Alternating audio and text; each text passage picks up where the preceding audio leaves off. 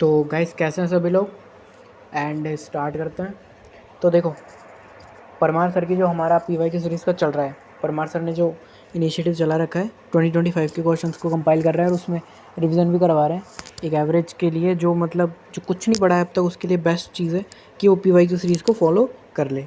किसको? पीवाई की सीरीज़ को। बिकॉज ऑफ इतने टाइम, सबसे कम टाइम में सबसे ज़्यादा आउटपुट देने वाली है पीवाई की सीरीज़।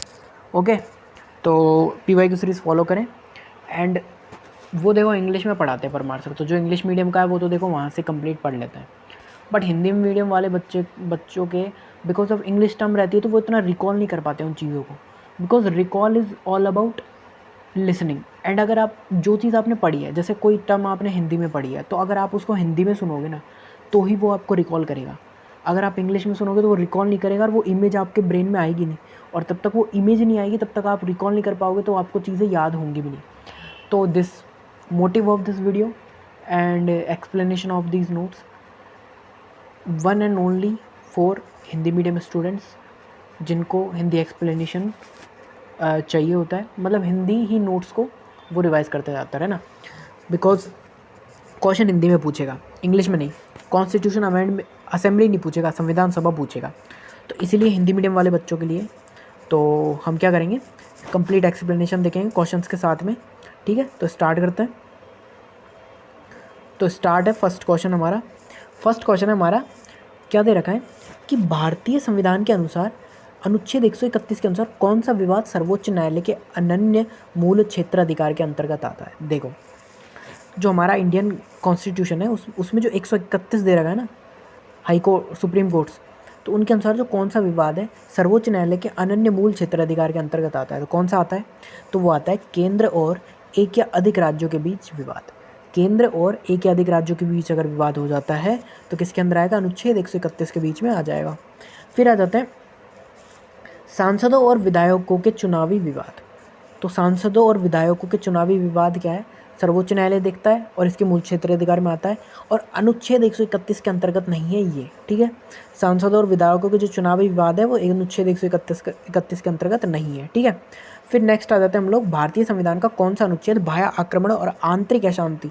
देखो, बाह्य आक्रमण और आंतरिक अशांति कहाँ का? Constitution amendment.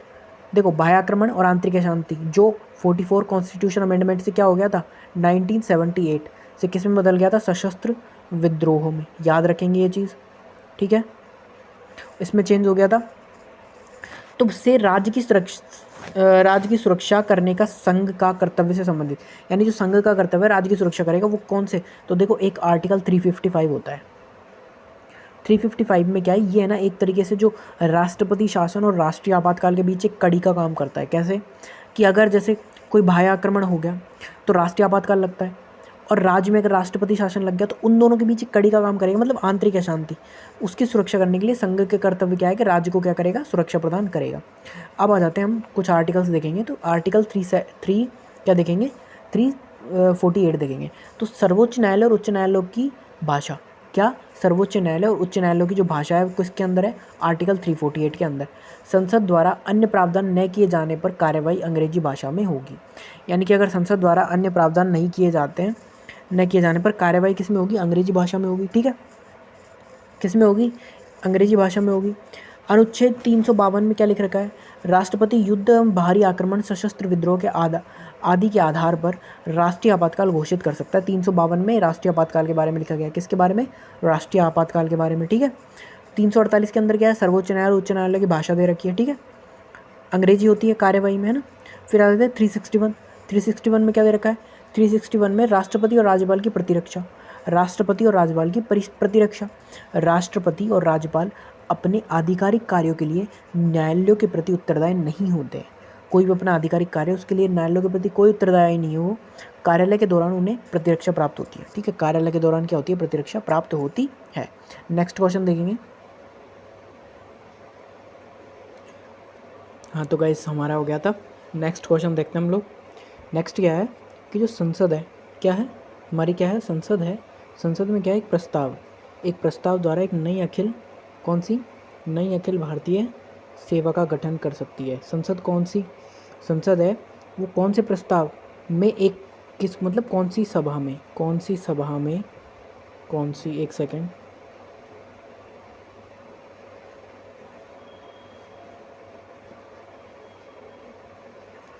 तो क्या था गाइस, संसद में क्या था, एक सेकेंड,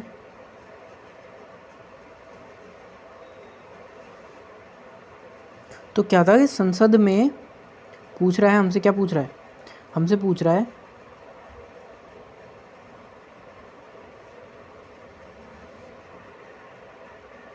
संसद में क्या है, एक प्रस्ताव द्वारा नई अखिल भारतीय सेवा का गठन कर सकती है। तो संसद क्या है, कौन से प्रस्ताव द्वारा अखिल भारतीय सेवा का गठन कर सकती है, तो किस में, राज्यसभा में। तो अगर राज्यसभा में क्या भेजे, संसद क्या भेजे राज्यसभा में, प्रस्ताव द्वारा क्या कर सकती है, कोई भी अखिल भारतीय सेवा का गठन कर सकती है। फिर नेक्स्ट आ जाते हैं हम लोग, नेक्स्ट क्या है, नेक्स्ट दे रखा है कि भारत के वित्त आयोग के संबंध में कथन बताना है हमको। देखो, तो भारत के वित्त आयोग के संबंध में सत्य कथन क्या था, जो हमारी क्लास हुई थी उसमें देखो काफ़ी कथन होंगे, तो उसमें देखो सबसे, देखो हमारा इसका जो मोटिव क्या है, रिवीजन करना, यानी कि कैसे रिवीजन हम कर सकते हैं। जो क्वेश्चन अप्रोच है वो में एक बुक है आदित्य रंजन सर की 3000+ MCQ वाली, उससे आपको कंप्लीट करवाऊंगा सारे क्वेश्चंस के अप्रोचेस भी। यहाँ से हम सिर्फ रिवीजन तौर पर इसको पढ़ रहे हैं, ठीक है, समझ में। फिर आता है नेक्स्ट, क्या कि वित्त आयोग के संबंध में क्या सत्य कथन है। तो देखो इससे आपको स्टेटमेंट बेस भी पता चलेगा किस तरीके से स्टेटमेंट बेस आते हैं ऑप्शंस में।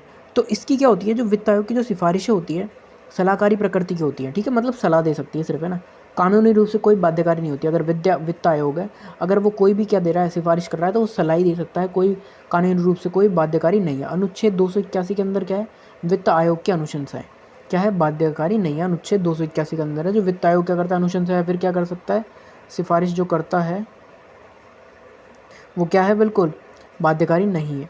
यह अपनी रिपोर्ट राष्ट्रपति या राज्यपाल, राष्ट्रपति को केंद्र में और राज्यपाल को राज्य में क्या करता है, प्रस्तुत करता है, ठीक है। फिर आते हैं नेक्स्ट हम लोग, नेक्स्ट क्या है कि अनुच्छेद 275। तो अनुच्छेद 275 क्या है, संघ द्वारा राज्यों को दिए जाने वाले अनुदान। तो राजस्व व्यय, संघ द्वारा राज्यों को दिए जाने वाले अनुदान। 275 के अंदर क्या है कि संघ क्या है, राज्यों को क्या दे रहा है, अनुदान दे रहा है। कौन से व्यय के अंदर आता है, राजस्व व्यय के अंदर। अनुच्छेद 266 के अंदर क्या है, तो 266 के अंदर है कि भारत और राज्यों की समेकित निधि और सार्वजनिक खाते। 266 के अंदर है हमारा, क्या है 266 के अंदर, भारत और किनकी, राज्यों की समेकित निधि, ठीक है। तो ये किसके अंदर है, अनुच्छेद 266 के अंदर है, ठीक है। नेक्स्ट आ जाते हैं हम लोग, नेक्स्ट क्वेश्चन। तो नेक्स्ट क्वेश्चन क्या है, मतलब ये थोड़ा हमने देखा कि क्या क्या चीज़ है। अब देखो क्वेश्चन नंबर 1 से आते हैं।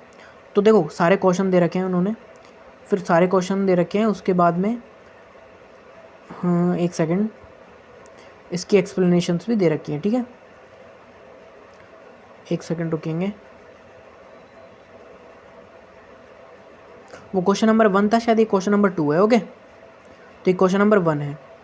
तो 1 में क्या दे रखा है, 1 में है कि जब राज्यसभा अनुच्छेद 249, ठीक है, के तहत एक प्रस्ताव कोई भी पारित करती है 249 के तहत, तो कानून बनाने की संसद की शक्ति कितने समय के लिए मान्य रहती है। भाई राज्यसभा क्या कर रही है, प्रस्ताव पारित करती है, तो कानून बनाने की जो संसद की शक्ति कितने समय तक मान्य रहेगी, 1 साल तक, ठीक है। क्योंकि क्या है, राज्यसभा के जो राज्यसभा सदस्य होते हैं 2/3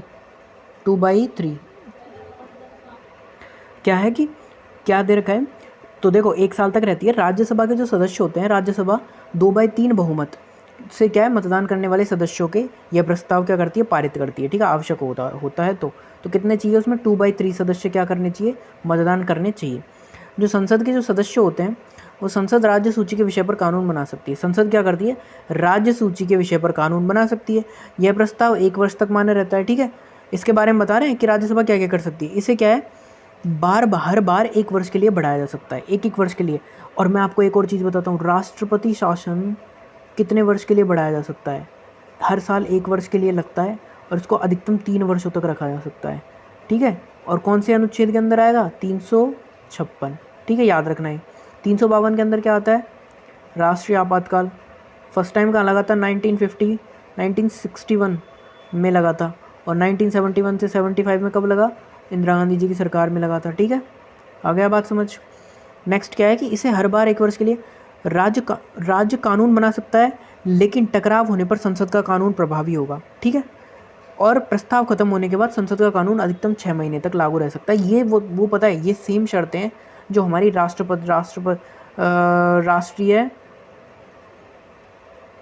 राष्ट्रपति जो शासन होता है उसमें आती है ना, वैसी वो सेम शर्तें हैं, ठीक है। फिर सेकंड क्वेश्चन हमारा है कथन पर विचार करना है।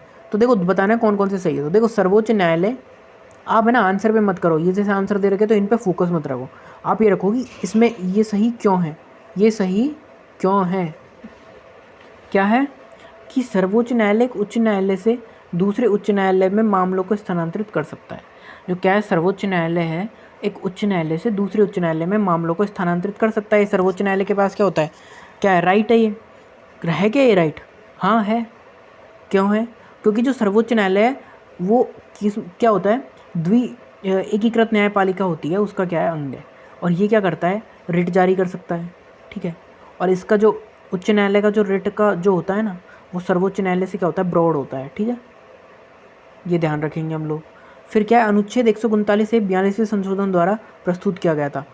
अनुच्छेद 139A है जो 42वें संविधान संशोधन द्वारा प्रस्तुत किया गया था। हाँ किया गया था। क्या था इसके अंदर, तो देखेंगे अनुच्छेद 139A के अंदर देखेंगे। अभी पहले इसका पूरा, तो दोनों सही है, ठीक है।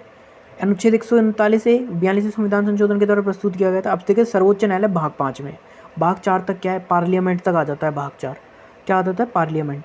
कब से कब तक, कहाँ से कहाँ तक आ जाता है, कहाँ से आता है, तो ये आता है 52 से और 121-23 तक आता है शायद, है ना, ठीक है। तो वहाँ 123 तक आता है, ठीक है, 123। तो 52 से 123 तक आती है हमारी पार्ट नंबर 3, पार्ट नंबर 4, ठीक है। और पार्ट 5 में हमारा सुप्रीम कोर्ट, ठीक है। क्या है, सुप्रीम कोर्ट। कितने अध्याय हैं टोटल, 4 अध्याय हैं। अनुच्छेद 124 से 147 तक है। स्थापना हुई थी 28 जनवरी 1950 को। ट्रिक आ जाते हैं, सुप्रीम कोर्ट ने सार्क देशों की सीट ऑफर की। ये क्या है, सुप्रीम कोर्ट के आर्टिकल्स को याद करने की ट्रिक है। तो देखो सबसे पहले आएगा सुप्रीम कोर्ट, ठीक है। सुप्रीम कोर्ट ने सार्क देशों की सीट ऑफर की, सार्क देशों को। तो सुप्रीम कोर्ट से 124 के अंदर क्या है, सुप्रीम कोर्ट सर्वोच्च न्यायालय। ने छोड़ दो, सार्क आ जाएगा। तो एस से क्या हो जाएगा, अनुच्छेद 125 वेतन, सैलरीज, ठीक है। फिर दोबारा ए है अनुच्छेद 126 कार्यवाहक मुख्य न्यायाधीश, एक्टिंग चीफ जस्टिस, ठीक है। फिर आ जाता है दूसरा ए यानी 127, इसके अंदर आ जाता है तदर्थ न्यायाधीश, यानी कि जो कौन होते हैं तदर्थ न्यायाधीश, कौन है, एड होक जज। कौन से, एड होक जज, ठीक है। फिर आ जाते हैं आर यानी अनुच्छेद 128 सेवानिवृत्त न्यायाधीश है जो, यानी रिटायर जज। फिर आ जाते हैं सी यानी अनुच्छेद 129 कोर्ट ऑफ रिकॉर्ड्स यानी अभिलेख न्यायालय, 129 के अंदर है। फिर 130 अनुच्छेद के अंदर आ जाती है क्या, सुप्रीम कोर्ट ने सार्क देशों को सीट ऑफर की। तो सीट से क्या हो जाएगा, 130 यानी दिल्ली की एक सीट के रूप में। तो उन 130 के अंदर क्या है, दिल्ली एक सीट के रूप में है। फिर ऑफर मतलब 131 मूल क्षेत्र अधिकार, यानी कि ओ से हो जाएगा ऑर्गेनाइजेशन ज्यूरिसडिक्शन, ठीक है। तो अब 127 के बारे में पढ़ेंगे। 127 के अंदर क्या है, एड होक जज यानी कि तदर्थ न्यायाधीश, ठीक है। तो तदर्थ न्यायाधीश की नियुक्ति कैसे होती है, भारत के मुख्य न्यायाधीश प्लस राष्ट्रपति प्लस संबंधित उच्च न्यायालय के जो मुख्य न्यायाधीश के परामर्श के आधार पर की जाती है तदर्थ न्यायाधीश की नियुक्ति, या फिर जिसको क्या बोलते हैं, एड होक जज, ठीक है। फिर आ जाते हैं हम लोग सर्वोच्च न्यायालय के न्यायाधीशों के लिए योग्यता क्या क्या होती है। सर्वोच्च न्यायालय के न्यायाधीशों की योग्यता देखेंगे तो वो क्या होना चाहिए, भारत का नागरिक होना चाहिए, है ना। फिर और देखते हैं, उच्च न्यायालय के न्यायाधीश के रूप में कम से कम 5 वर्ष का अनुभव होना चाहिए उसके पास। उच्च न्यायालय के अधिवक्ता के रूप में 5 वर्ष या 10 वर्ष का अनुभव, या इनमें से राष्ट्रपति की नज़र में विशिष्ट विधिवेत्ता, या तो ये होना चाहिए 10 वर्ष का, या फिर राष्ट्रपति की नज़र में प्रतिष्ठित विधिवेत्ता होना चाहिए। न्यूनतम उम्र कोई नहीं होती, अधिकतम में 65 वर्ष तक सुप्रीम कोर्ट और 62 वर्ष तक हाई कोर्ट का रह सकता है, कोई क्या रह सकता है, जज, ठीक है। अनुच्छेद 129 के अंदर क्या था हमने पढ़ा, तो 129 के अंदर था क्या था, सी यानी क्या था, बोलो, सी यानी कि कोर्ट ऑफ क्या था, कोर्ट ऑफ रिकॉर्ड्स, ठीक है। क्या था, कोर्ट ऑफ रिकॉर्ड्स, ठीक है। कोर्ट ऑफ रिकॉर्ड्स यानी कि अभिलेख न्यायालय, तो सर्वोच्च न्यायालय का अभिलेख न्यायालय होगा। निर्णयों का विधिक पूर्ववत रूप में संरक्षण, अदालत की अवमानना के लिए दंडित करने की शक्ति, दोनों आएगा। तो क्या होता है, सर्वोच्च न्यायालय अभिलेख न्यायालय होगा, निर्णयों का विधिक पूर्ववत रूप में संरक्षण होता है, और अदालत की अवमानना के लिए दंडित करने की शक्ति मिलती है। किसको मिलती है, सर्वोच्च न्यायालय में अभिलेख न्यायालय होगा इसको, ठीक है। फिर आ जाते हैं आर्टिकल 130, क्या क्या होता है इसमें, सर्वोच्च न्यायालय की सीट दिल्ली, ठीक है, हमने देखा उसमें क्या लिख रखा था, सार्क को सीट दी, सीट ऑफर की तो सीट आ जाएगा 130 में। तो अन्य सीट पे राष्ट्रपति द्वारा मुख्य न्यायाधीश की सिफारिश पर, तो सर्वोच्च न्यायालय की जो एक सीट है वो दिल्ली की है ना, और राष्ट्रपति द्वारा मुख्य न्यायाधीश की सिफारिश पर अन्य सीट की जाती है, ठीक है। फिर आ जाते हैं 139A जो हमने पढ़ा, इसके अंदर हमने पढ़ा था कि जो 139A है उसमें देखा कि सर्वोच्च न्यायालय क्या होता है, उच्च न्यायालय से एक दूसरे न्यायालय में स्थानांतरित कर सकता है मामलों को। तो ये सही था कि सर्वोच्च न्यायालय के पास मामलों को एक उच्च न्यायालय से दूसरे उच्च न्यायालय में स्थानांतरित करने या मामलों के स्वयं वापस लेने की क्या होती है, शक्ति होती है। अनुच्छेद 136 के अंदर क्या होता है, अपील के लिए विशेष अनुमति होती है, अपील के लिए विशेष अनुमति। अनुच्छेद 138 के अंदर क्या होता है, सुप्रीम कोर्ट के अधिकार क्षेत्र का विस्तार होता है, ठीक है। नेक्स्ट आ जाते हैं अनुच्छेद 139। तो 139 के अंदर क्या है, कुछ रिट जारी करने की शक्ति है। क्या है, कुछ रिट जारी करने की शक्ति किसके पास है, किसके पास है कुछ रिट जारी करने की शक्ति। तो कुछ रिट जारी करने की शक्ति है हमारे सुप्रीम कोर्ट के पास। 139 में है ये। सर्वोच्च न्यायालय अनुच्छेद 32 के अनुसार करता है, और उच्च न्यायालय का किसके 226 ये सुप्रीम हाई कोर्ट करता है, ठीक है। के तहत मौलिक अधिकारों के प्रवर्तन के लिए रिट जारी करता है। अन्य उद्देश्यों के लिए संसदीय अनुमति चाहिए। 140 में क्या है, सर्वोच्च न्यायालय की सहायक शक्तियाँ। क्या है, जो हमारा सर्वोच्च न्यायालय है उसकी क्या है, सहायक शक्तियाँ हैं। फिर 141 के अंदर क्या है, 141 के अंदर सर्वोच्च न्यायालय द्वारा घोषित कानून सभी न्यायालयों में बाध्यकारी होगा। अगर सर्वोच्च न्यायालय कोई कानून घोषित कर देता है तो वो सभी न्यायालयों में बाधित होगा, 141 के अंदर है। फिर 142 के अंदर क्या है, आदेशों का प्रवर्तन। अनुच्छेद 143 के अंदर क्या है, सलाह क्षेत्राधिकार है। राष्ट्रपति 2 मामलों में सलाह ले सकता है, कौन कौन से, बाध्यकारी नहीं है बट ये सलाहकार क्षेत्राधिकार 143 के अंदर है, बट 2 मामलों में ले सकता है। राष्ट्रपति बाध्यकारी नहीं है, वो ले मर्जी होगी तो लेगा, नहीं तो नहीं भी लेगा। पहला पूर्व संवैधानिक मामला हो कोई, और दूसरा सामान्य महत्व का मामला हो, इन दोनों में, ठीक है। अनुच्छेद 144 के अंदर क्या है, तो 144 के अंदर है सिविल और न्यायिक प्राधिकारियों द्वारा सर्वोच्च न्यायालय की सहायता के लिए कार्य। तो जो सिविल और न्यायिक प्राधिकारी है वो क्या करेंगे, सर्वोच्च न्यायालय की सहायता के लिए कार्य करेंगे, 144 के अंदर है। फिर नेक्स्ट आ जाते हैं हम लोग। नेक्स्ट क्या है कि भारत के जो सर्वोच्च न्यायालय के स्वीकृत न्यायाधीशों की संख्या, जिसमें मुख्य न्यायाधीश भी शामिल है, क्या हो कितनी है भाई। भारत के सर्वोच्च न्यायालय है, सुप्रीम कोर्ट है, उसके स्वीकृत न्यायाधीश जिसमें मुख्य न्यायाधीश भी शामिल हो, टोटल कितने रखते हैं वो 34 होते हैं। कितने होते हैं, 34, ठीक है। 34 है टोटल। एक मुख्य न्यायाधीश होता है और 33 क्या होते हैं, अन्य न्यायाधीश होते हैं। मतलब टोटल कितने की पीठ होती है पूरी, बोर्ड ऑफ काउंसिल बोलते हैं ना इसको, या फिर बोलते हैं कोर्ट ऑफ जस्टिस। तो कितनी 34 सीट्स की, ठीक है। मूल रूप से स्थापना के समय कितने थे, तो एक मुख्य न्यायाधीश हुआ करता था और 7 अन्य हुए, टोटल 8 हुआ करते थे, ठीक है। पहले कौन थे मुख्य न्यायाधीश, हमारे हीरालाल जय की सुनदास कन्या। कौन थे फर्स्ट, हीरालाल जय की सुनदास कन्या, ठीक है। पहली महिला मुख्य न्यायाधीश अभी तक कोई नहीं बनी है, ठीक है, महिला मुख्य न्यायाधीश। और पहली महिला न्यायाधीश कौन सी बनी थी ये बताओ, तो फातिमा बीवी बनी थी। BV नगरत्ना कौन थी, सुप्रीम कोर्ट में न्यायाधीश है। और सुप्रीम कोर्ट के वर्तमान मुख्य न्यायाधीश कौन है, सूर्यकांत, सुप्रीम कोर्ट के। BV नागरत्ना कौन बनी है, सुप्रीम कोर्ट में न्यायाधीश बन चुकी है, कौन सी, जनरल वाली। मुख्य न्यायाधीश तो अभी तक कोई नहीं बनी है। और सुप्रीम कोर्ट में वर्तमान मुख्य न्यायाधीश कौन है, सूर्यकांत 53rd। कौन है, सूर्यकांत 53rd, न्यायमूर्ति सूर्यकांत जी, ठीक है। 52nd कौन थे, गवई। 49th कौन थे, हमारे DY चंद्रचूड़। उनके बाद 2 चेंज हो चुके हैं। फिर नेक्स्ट क्वेश्चन है कि कौन सी राष्ट्रपति की विवेकाधीन शक्ति नहीं है, ठीक है, कौन सी नहीं है, तो संसद को संदेश भेजना नहीं है। PM की नियुक्ति करते हैं, क्योंकि PM की नियुक्ति राष्ट्रपति द्वारा की जाती है। सरकार की बर्खास्तगी कर सकते हैं। एक साधारण विधेयक की वापसी कर सकते हैं, सोचने के लिए वापस भेज सकते हैं। और संसद को संदेश भेजना ये नहीं है। संसद को संदेश भेजने का काम किसका होता है, मुख्य न्यायाधीश का, या फिर जो जनरल होता है, ऑडिटर जनरल, उसका, ठीक है। नेक्स्ट आ जाते हैं, तो कौन है कि अनुच्छेद क्या दे रखा है, अनुच्छेद 74 क्या दे रखा है, अनुच्छेद 74 मंत्रिपरिषद की सहायता और सलाह। अनुच्छेद 74 के अंदर क्या है, मंत्रिपरिषद राष्ट्रपति को सहायता सलाह देगी। मंत्रिपरिषद देगी किसको, राष्ट्रपति को, ठीक है। अनुच्छेद 163 के अंदर क्या है, अब देखो यहाँ पे 89 प्लस किया, प्लस 89 करते ही वो राज्य का बन जाता है। तो क्या है, अनुच्छेद 163 के अंदर मंत्रिपरिषद राज्यपाल को सहायता से क्या करेगा, मंत्रिपरिषद राज्यपाल को क्या करेगा, सहायता और सलाह देगा। कौन, मंत्रिपरिषद, ठीक है। आ गया समझ। नेक्स्ट चलते हैं हम लोग।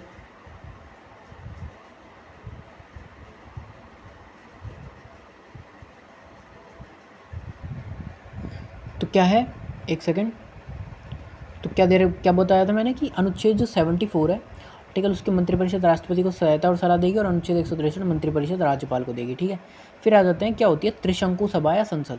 तो देखो त्रिशंकु सभा और संसद कैसी होती है, जब सदन में किसी भी राजनीतिक दल को बहुमत नहीं मिलता, मतलब कोई भी राजनीतिक दल है उसको किसी भी राजनीतिक दल को, किसी भी पॉलिटिकल पार्टी को और बहुमत नहीं मिला है, सबको से मतलब ऐसे मिले, एवरेज वोट्स मिले, और सिर्फ क्या है कि ये क्या है कि एक अलायंस बना के और क्या बन रही है, सरकार चल रही है, मतलब गठबंधन की सरकार चल रही है, क्योंकि उसमें सभी की हिस्सेदारी बराबर है। तो वो सभा कैसी हो जाती है, वो हो जाती है त्रिशंकु सभा संसद, है ना। फिर आ जाते हैं नेक्स्ट हम लोग, नेक्स्ट क्या है 75 का थर्ड है आर्टिकल कि मंत्रिपरिषद सामूहिक रूप से लोकसभा के लिए उत्तरदायी है, सामूहिक रूप से। अविश्वास पारित होगा तो मंत्रिपरिषद विघटित हो जाएगी। जो अविश्वास होता है उसमें कारण नहीं बताना पड़ता कि किस कारण से मैं अविश्वास दे रहा हूँ, उसमें बस ये बताना होता, बता देना होता है कि अविश्वास प्रस्ताव है, कोई भी व्यक्ति बता सकता है इसको, कोई भी, ठीक है। और ये होने पर जो मंत्रिपरिषद है पूरी रूरल पार्टी की, वो क्या करती है, क्या करेगी, वो रिज़ाइन कर देगी अगर ये पारित हो गया तो, ठीक है। फिर आ जाते हैं अनुच्छेद 86 राष्ट्रपति का संबोधन और संदेश भेजने का अधिकार। तो अनुच्छेद 86 के अंदर क्या है, राष्ट्रपति का संबोधन और संदेश भेजने का अधिकार है। अनुच्छेद 87 के अंदर क्या है, राष्ट्रपति को विशेष अभिभाषण प्रत्येक आम चुनाव के बाद पहले सत्र में, प्रत्येक वित्तीय वर्ष के पहले सत्र में। तो जो राष्ट्रपति है उसका विशेष अभिभाषण कब होता है, अनुच्छेद 87 के अंदर है। प्रत्येक कोई भी आम चुनाव होता है उसके पहले सत्र में भाषण देंगे, और प्रत्येक जो वित्तीय वर्ष होगा उसके पहले सत्र में राष्ट्रपति भाषण देते हैं, ठीक है। फिर है अनुच्छेद 75 का फर्स्ट, तो प्रधानमंत्री की नियुक्ति राष्ट्रपति द्वारा की जाएगी और अन्य मंत्रियों की नियुक्ति राष्ट्रपति द्वारा प्रधानमंत्री की सलाह पर की जाती है। 75 के 1 में लिखा हुआ है प्रधानमंत्री की नियुक्ति राष्ट्रपति द्वारा, और बाकी पूरी मंत्रिपरिषद की प्रधानमंत्री की सलाह पर राष्ट्रपति करते हैं। और अनुच्छेद 107 के अंदर क्या है, विधेयकों का परिचय और पारित होना, यानी कि विधेयकों का परिचय दे बताना है और पारित तो कैसे होते हैं, ठीक है। राष्ट्रपति के पास कोई संवैधानिक स्वविवेक नहीं होता है, ठीक है, जबकि राज्यपाल के पास है। राज्यपाल के पास स्वविवेक कौन कौन से हैं, प्रमुख उदाहरण देखेंगे, विधेयकों को राष्ट्रपति के लिए आरक्षित करना, अनुच्छेद 200 के अंदर है, और राष्ट्रपति शासन की सिफारिश कर सकता है अनुच्छेद 356 के अंदर, ठीक है। नेक्स्ट आ जाता है साधारण विधेयक। तो देखो 107 के अंदर है साधारण विधेयक, लोकसभा बराबर राज्यसभा इक्वल टू राष्ट्रपति, किसी भी सदन में आ सकता है, समान शक्ति है राष्ट्रपति को, इसकी सहमति हुई तो धनात्मक शक्ति, और वीटो लगा सकता है ऋणात्मक शक्ति। विधेयकों पर सहमति कौन से आर्टिकल में है, अनुच्छेद 111 में। देखो तो ये क्या है, किसी भी जो साधारण विधेयक है उस पर क्या कर सकता है, सहमति दिखा सकता है, या उसके वीटो लगा के क्या कर देगा, उसको रोक देगा। तो क्या होगा, अनुच्छेद 111 विधेयकों पर सहमति हो गई, ठीक है। वीटो कौन कौन सी होती है राष्ट्रपति की देखेंगे, तो देखो वीटो होती है 3 प्रकार की, कौन कौन सी, पहली होती है पूर्ण वीटो, राष्ट्रपति द्वारा विधेयक को क्या है पूर्ण तरीके से अस्वीकृत कर दिया गया है। दूसरी होती है निलंबित वीटो, राष्ट्रपति क्या करेंगे, विधेयक को क्या करेंगे, पुनर्विचार के लिए लौटा देंगे, निलंबित यानी क्या विलंब कर देंगे उसमें, ठीक है। पॉकेट वीटो क्या है कि राष्ट्रपति द्वारा कोई कार्रवाई नहीं, प्रयोग मतलब ज्ञानी जैल सिंह ने भारतीय डाकघर संशोधन अधिनियम 1986 में आया था जब किया गया था इसका प्रयोग, ठीक है। तो राष्ट्रपति के द्वारा कोई कार्रवाई नहीं होती है। भारत की जो राष्ट्रपति की पॉकेट अमेरिका के राष्ट्रपति से बहुत गहरी है, जो राष्ट्रपति की जो पॉकेट है हमारे, वो अमेरिका के राष्ट्रपति से बहुत ही ज़्यादा गहरी है, ठीक है। नेक्स्ट आ जाता है गतिरोध। तो कब पैदा होता है, जब विधेयक को दूसरे सदन द्वारा अस्वीकार या दोनों सदनों में विधेयक किए जाने पर संशोधनों पर अंतिम रूप से असहमति व्यक्त हो, ठीक है। मतलब कि या तो किसी दूसरे सदन में क्या हो गया, अस्वीकार हो गया, या दोनों सदनों में जो विधेयक है उसमें किए जाने वाले संशोधनों को अंतिम रूप से क्या कर दिया गया, असहमत कर दिया गया, या विधेयक को दूसरी सदन में पारित किए बिना विधेयक प्राप्त करने की तिथि से 6 महीने से अधिक समय बीत चुका है, तो वो क्या हो जाएगा, गतिरोध पैदा हो जाएगा, क्योंकि 6 महीने का टाइम बीत गया। कब, विधेयक को दूसरे सदन में हमको क्या करना था, पारित करना था, और विधेयक प्राप्त करने के लिए तिथि क्या थी, 6 महीने, तो 6 महीने से ज़्यादा का टाइम हो गया और अभी तक उसमें पारित नहीं हुआ, तो क्या हो जाएगा, गतिरोध उत्पन्न हो जाएगा। गतिरोध क्या होता है, तो राष्ट्रपति की संयुक्त बैठक 108 के अंदर है अनुच्छेद, इसमें 3 प्रकार की होती है, तीन चीज़ें इसमें ऑस्ट्रेलिया से ग्रहण की गई है संयुक्त बैठक, ठीक है। तो इसमें पहला दहेज निषेध विधेयक है 1960, बैंकिंग सेवा आयोग विधेयक 1977, आतंकवाद निरोध विधेयक 2002। तो धन विधेयक संविधान संशोधन से लिया गया है, धन विधेयक क्या है, संविधान संशोधन से आया है, संयुक्त बैठक नहीं है ये, ठीक है। धन विधेयक में संविधान संशोधन हुए हैं, किस में नहीं हुए, संयुक्त बैठक के नहीं हुए। तो धन विधेयक में तो दहेज निषेध आया था 1960 में, बैंकिंग सेवा आया था 1977 में, आतंकवाद निरोध आया था 2002 में, ठीक है। फिर आ जाते हैं नेक्स्ट क्वेश्चन हमारा। तो नेक्स्ट क्वेश्चन क्या है, तो नेक्स्ट क्वेश्चन है गाइस हमारा, नेक्स्ट क्वेश्चन क्या है, नेक्स्ट क्वेश्चन है कि पूछा है कि इनमें से कौन सा क्या है सत्य है, मतलब कौन सा सत्य है, तो देखेंगे। तो देखो इसमें दे रखा है कि अनुच्छेद राज्य सरकारों के विरुद्ध कानूनी मुकदमे चलाने की अनुमति देता है। कौन सा देता है कानूनी मुकदमे चलाने की अनुमति? 300 राज्य सरकारों के विरुद्ध कानूनी मुकदमे चलाने की अनुमति देता है। बताओ, सोचो एक बार, पढ़ा है हमने राज्य सरकार में हमने पढ़ा है क्या ये? सोचो सोचो सोचो। अनुच्छेद 300 देता है? हाँ सही है, ठीक है। भारत सरकार शब्द अनुच्छेद 300 के अंतर्गत एक कानूनी इकाई है। हाँ है, 300 में दे रखा है। अनुच्छेद 300 पढ़ेंगे अभी, ठीक है। दोनों क्या है? सही है। आ जाते हैं, अनुच्छेद 300 में क्या दे रखा है कि मामले भारत संघ या राज्य के नाम पर दर्ज है, ठीक है। हाँ है, मामले भारत, सारे मामले है ना। कानूनी इकाई को सरकारी दर्जा प्रदान है। संविदात्मक एंड सीमित अपकृत्य दायित्व शामिल है। हाँ है। भारत सरकार अधिनियम 1935 पर आधारित है। हाँ है। तो क्या है, कौन कौन से? अनुच्छेद 300 याद करो, 300 को याद करना है। मामले भारत संघ के राज्य पे जो दर्ज है ना, जितने मामले, वो 300 के अंतर्गत कौन कौन से? कानूनी इकाई को सरकारी दर्जा प्रदान है, ठीक है। संविदात्मक और सीमित अपकृत्य दायित्व शामिल है। भारत सरकार अधिनियम 1935 पर आधारित है। हाँ ठीक है। फिर नेक्स्ट क्वेश्चन पे आ जाते हैं। नेक्स्ट क्वेश्चन पे क्या दे रखा है कि जो आपराधिक कानून विशेष रूप से संघ सूची के अंतर्गत आते हैं, आपराधिक कानून आते हैं क्या? बताओ बताओ बताओ, सोचो। तो संघ सूची के अंदर तो कैसी आती है? जो चीज़ संघीय होती है, जैसे संविधान की सर्वोच्चता, न्यायपालिका की स्वतंत्रता, ऐसी ये जो जितनी भी चीज़ें हैं ना, ये संघ सूची के अंदर आती है। जैसे हथियार हो गया, रक्षा हो गया, परमाणु ऊर्जा हो गया, नागरिक हो गया, ठीक है, विदेशी मामले हो गए, बैंकिंग हो गया, ये सारे किस में आते हैं? किस में आते हैं? संघ सूची में। तो आपराधिक कानून नहीं आता है। ये किस में, किसका टॉपिक है? या तो राज्य का है या संवर्ती का है, ठीक है। मोस्ट ऑफ राज्य का होता है, ठीक है। फिर कृषि किसका है? राज्य का। हाँ, कृषि राज्य का होता है। कृषि, ठीक है। खनन, ये सारे कौन से? राज्य सूची के। तो संवर्ती सूची के। किसी राज्य के भीतर वाणिज्य, व्यापार और वाणिज्य राज्य सूची के अंतर्गत है। हाँ, व्यापार और वाणिज्य। और तो फिर देखो, वो संवर्ती सूची के अंदर कौन कौन से आते हैं? तो संवर्ती सूची के अंदर 5 ऐसे विषय थे जो स्थानांतरित किए गए थे। उसमें एक क्या था? औद्योगिक था, नहीं औद्योगिक नहीं था, उसमें था खनन, कृषि, ये सब चीज़ें तो किसकी? राज्य सूची की हैं, ठीक है। कृषि से रिलेटेड है, देखेंगे संवर्ती सूची में कौन सा। तो ये सही है, मतलब कि इसके व्यापार और वाणिज्य राज्य सूची के अंतर्गत आता है, ठीक है। देखेंगे अब पूरी कंप्लीट देखेंगे, संघ सूची के अंदर क्या है, राज्य सूची के अंदर क्या है और संवर्ती सूची के अंदर क्या है। यार ये ऐसी चीज़ें हैं ना कि आप लोग है ना कन्फ्यूज़ होते ही हो, तो इसको बार बार मल्टीपल टाइम्स रिवाइज कर लेना, बिकॉज ये चीज़ें याद रखने की है होती है, इनको बार बार पढ़ेंगे तो याद होंगी। तो देखो टोटल कितने हैं? पहले 97 थे राज्य संघ सूची के अंदर, अब है 100, मतलब 3 और बढ़ गए। तो मोस्ट ऑफ कौन कौन से? रक्षा, हथियार, ठीक है, गोला बारूद है, परमाणु है, ऊर्जा है, नागरिकता है, वायु मार्ग, बैंकिंग है, विदेशी मामले हैं, श्रम है, खनन है, जनगणना, ठीक है। तो ज़्यादातर जो ब्रॉड लेवल की चीज़ें हैं ना, वो किस श्रम को छोड़ के सारी किस में है? किस में है सारी? संघ सूची में, ठीक है। राज्य सूची में टोटल 66 है, वर्तमान में 61 है, क्योंकि जो 5 विषय थी वो यहाँ आ गई थी। 42 याद रखेंगे, CA कॉन्स्टिट्यूशन अमेंडमेंट, ठीक है। तो कहाँ आ गई? 47, ठीक है। तो पहले 47 थी, अब 52 है। तो इसमें देखेंगे राज्य सूची में, देखो सार्वजनिक व्यवस्था, स्थानीय सरकार, स्वास्थ्य, तीर्थयात्रा, मद्यपान, कृषि, मत्स्य पालन, सट्टा, जुआ आदि। खनन इसमें आता है? नहीं, खनन भी इसी में आता है, ठीक है, कृषि और खनन, ठीक है। संवर्ती सूची में 47 थी पहले, अब 52 हो गई, यानी 5 यहाँ से आई थी। 42 कॉन्स्टिट्यूशन अमेंडमेंट याद रखेंगे। 5 विषय कहाँ आई थी?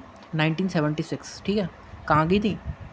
राज्य सूची से संवर्ती सूची में। विवाह और तलाक है इसमें, दिवालियापन है, ऋण है, अदायगी है, व्यापार है, श्रम और विवाद है, विद्युत है, शिक्षा है, माप है और वजन आदि है, ठीक है। तो ये सब किस में?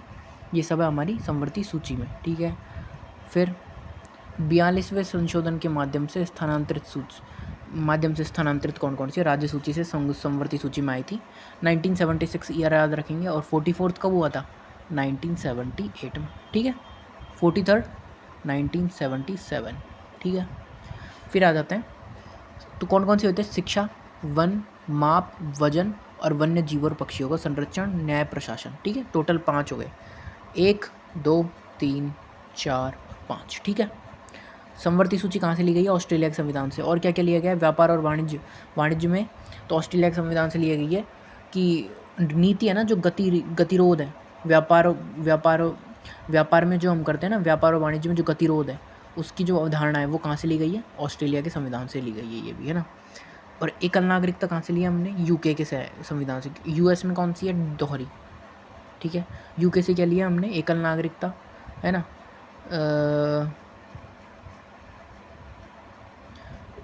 क्या है, विधायी शक्ति भी हमने यूके से ली है, ठीक है।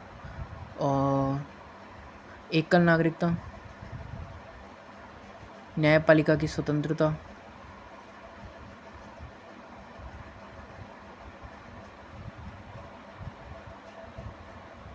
ठीक है, ये सारी चीज़ें कहाँ से लिए, यूके से लिए। फिर आते हैं 69th कॉन्स्टिट्यूशन अमेंडमेंट, ठीक है। एकात्मक विशेषता भी कहाँ यहाँ से लिए, यूके से, ठीक है।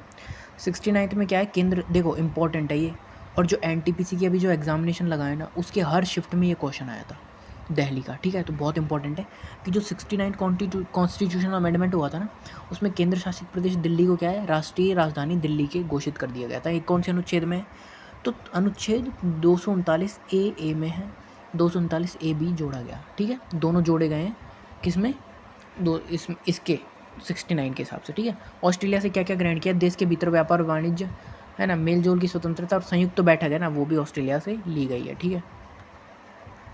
फिर आ जाते हैं हम, सत्य कथन पूछा है, तो अनुच्छेद 310 ब्रिटिश संवैधानिक प्रथा से लिया गया है। अनुच्छेद जो 310 है वो ब्रिटिश संवैधानिक प्रथा से लिया गया है। हाँ, अनुच्छेद 310 क्या है, अनुच्छेद 310 के अंदर तो देखते हैं हम, अनुच्छेद 310 चलो एक साथ ही देख लेंगे। तो लिया गया है, सही है। फिर यह बिना जांच के सिविल सेवकों को हटाने की पूर्ण शक्ति प्रदान करता है, बिना जांच के, बताए। तो बिना जांच के सिविल सेवक नहीं, जांच होनी चाहिए, एक कमेटी बैठती है, उसके हिसाब से जांच होती है, उसके बाद सिविल सेवकों को हटाया जा सकता है। इंक्वायरी जिसको बोलते हैं, इंक्वायरी होती है उसके। अनुच्छेद 311 अनुच्छेद 310 के दायरे में सीमित करता है। हाँ, अनुच्छेद जो 311 है वो 310 के जो दायरे हैं उसको सीमित करता है, तो सही है। तो फर्स्ट और थर्ड सही होगा, सेकंड गलत होगा। बिना जांच के सिविल सेवा को नहीं हटा सकते, उसके लिए जांच बैठाना बहुत ज़रूरी है। भाग 14 में देखते हैं अब क्या क्या है। देखो, यूपीएससी के लिए टोटल कितनी 6 वर्ष होती है, यूपीएससी का जो वो होता है चेयरमैन उसके लिए, और 65 वर्ष अधिकतम। और जो एसपीएससी होते हैं, मतलब कि जो ये स्टेट वाले, उनके लिए 6 वर्ष और वही 62 साल अधिकतम होती है, ठीक है। कई क्या, किसके लिए, किसके लिए बताइए, किसके लिए होती है, सुप्रीम कोर्ट्स या यूपीएससी, लोक सेवा आयोग, लोक सेवा आयोग, ठीक है।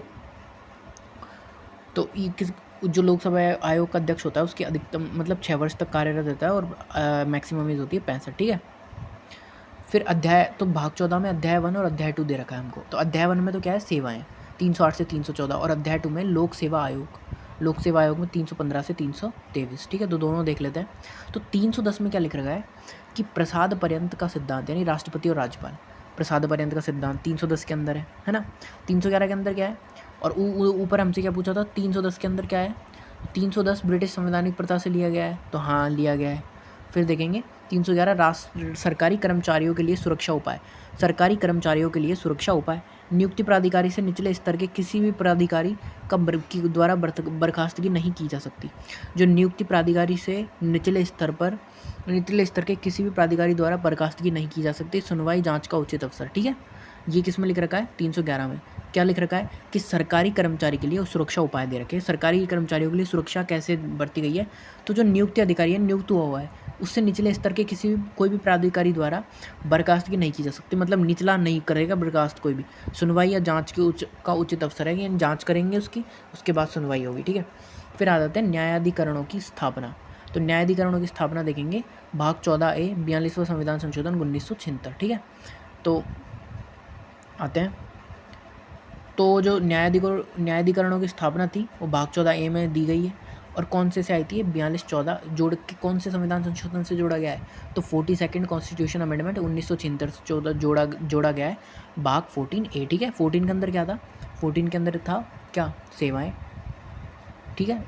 और 14 मतलब फर्स्ट अध्याय के अंदर, सेकंड के अंदर 315 से 323 तक क्या है, लोक सेवा आयोग, ठीक है।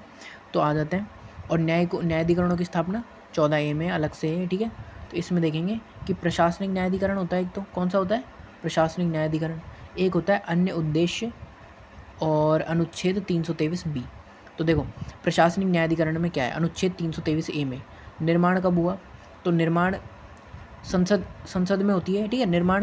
निर्माण कौन करती है इसका, संसद, ठीक है।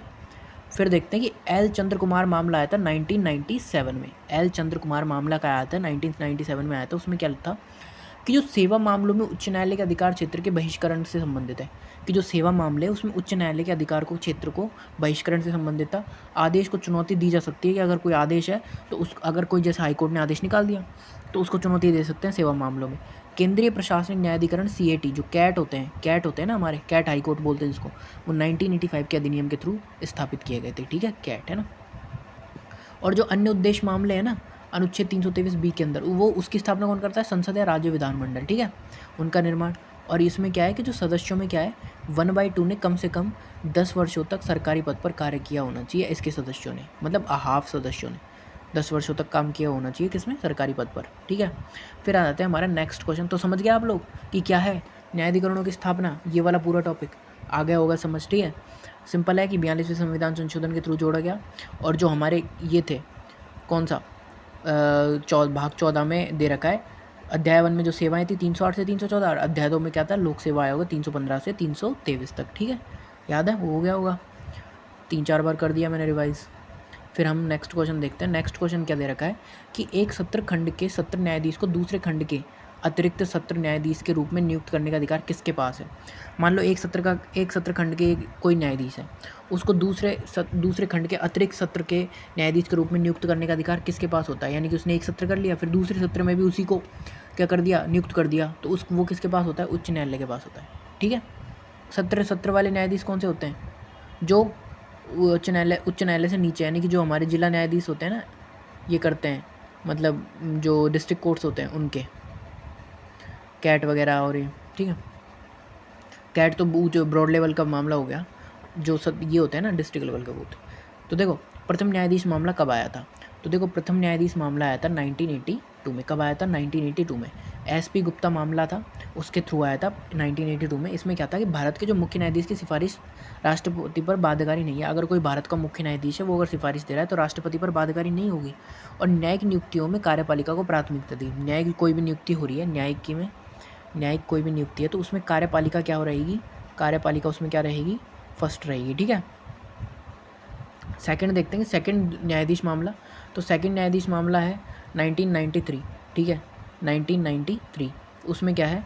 उसमें CJI + 2 वरिष्ठतम न्यायाधीशों के द्वारा की गई सिफारिश।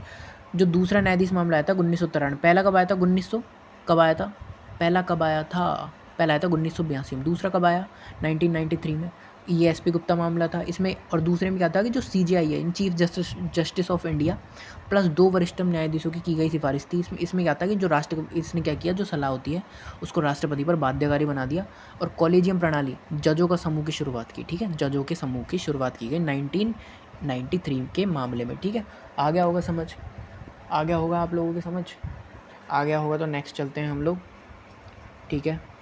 नेक्स्ट आते हैं। नेक्स्ट है तीसरा जो मामला आया था वो। तो देखो तीसरे मामले में क्या हुआ तीसरे मामले में? डिड यू रिमेंबर कि क्या हुआ तीसरे मामले में? क्या आप जानते हैं? क्या आपको ज्ञात है कि तीसरे मामले में क्या हुआ? तो तीसरा मामला हमारा आया था 1998 में। 1993 में कौन सा आया था? सेकंड, ठीक है। जिसने क्या हुआ? बाध्यकारी बना दिया। किसको? जो सलाह होती है ना वो राष्ट्रपति पर बाध्यकारी बन गई। और कॉलेजियम प्रणाली हुई जिसमें जजों का एक समूह की शुरुआत हुई। फिर जो तीसरा आता है हमारा तीसरा न्यायाधीश मामला 1998 में, उसमें क्या था?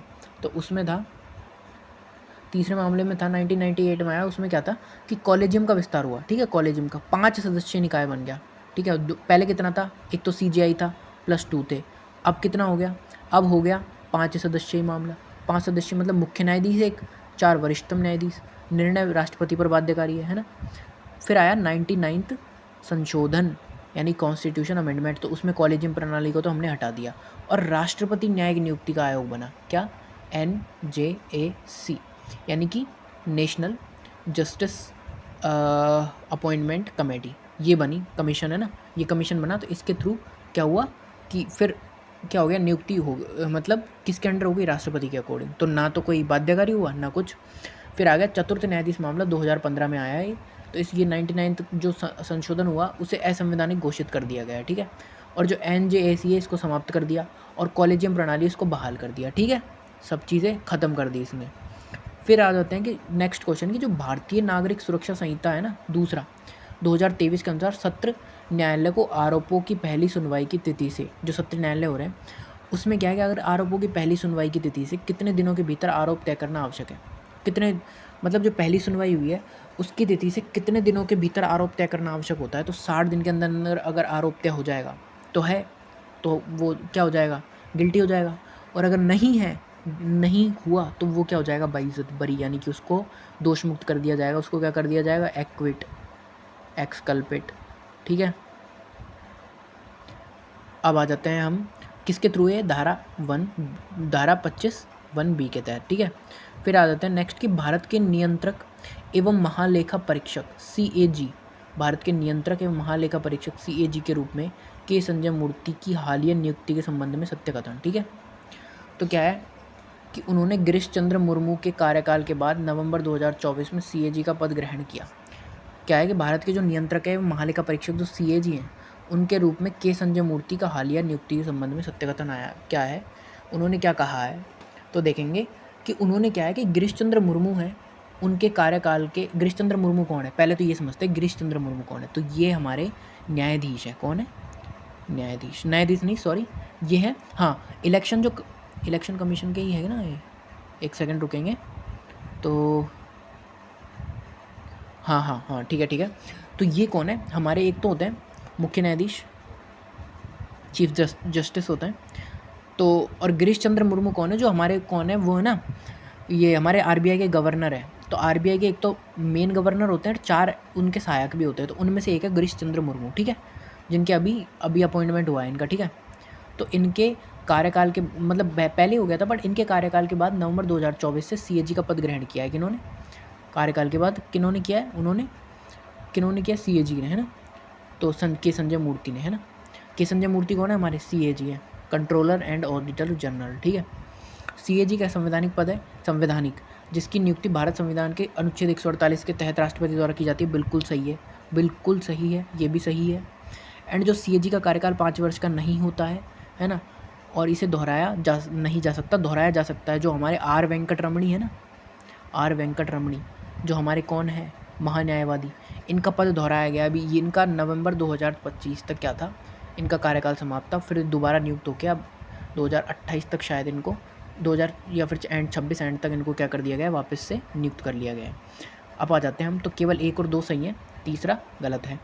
तो CAG क्या होता है, लोक लेखा समिति के मार्गदर्शक और दार्शनिक सार्वजनिक धन का संरक्षक होते हैं। कौन, CAG एकल सदस्यीय निकाय है, एक ही होता है इसमें। ठीक है, अनुच्छेद 148 में क्या दे रखा है, CAG की नियुक्ति दे रखी है।